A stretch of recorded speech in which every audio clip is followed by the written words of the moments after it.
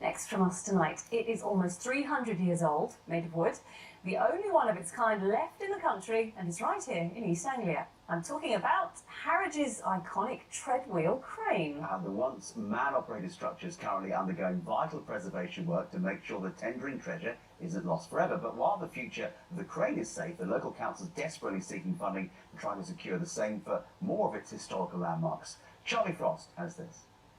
Perched on a grassy bank beside the sea, this 18th century crane has a fantastic view of its successors. Harwich, now a thriving freight port, these modern motorised cranes lift huge shipping containers. But almost 300 years ago, Harwich was a great shipbuilding dock, and what's under this scaffolding lifted cannons and cargo onto warships. But back then, it was purely powered by man. It's one of the only surviving ones. This crane has 2 treadwheels, so if you can imagine that it lifted cannon between 2 or 3 tons, and it was powered by men who, a lot of people think, oh, there's a donkey in there or something, but no, it was actually human beings that ran around in the 16-foot wheels inside it.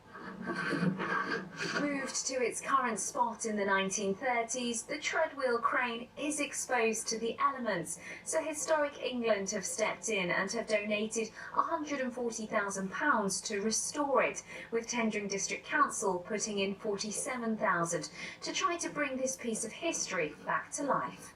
I think it's very important for Tendring to be able to maintain all of these structures. And I think it's important that we continue to look at the heritage that is around us, find the artefacts that are around us, and to look to secure it for future generation. But it's not the only great piece of the past on this coastline that needs saving.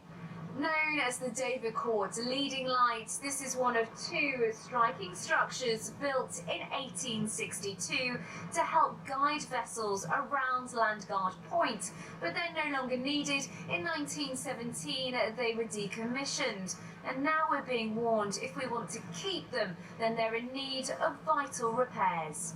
Repairs the council estimate could cost £400,000, a hefty price tag it says it can't afford alone. It's now looking for benefactors like Historic England to help, hoping the good work that's being done on the Treadwheel crane is proof of how important it is to preserve our past. Charlie Frost, ITV News in Harwich and Dovercourt.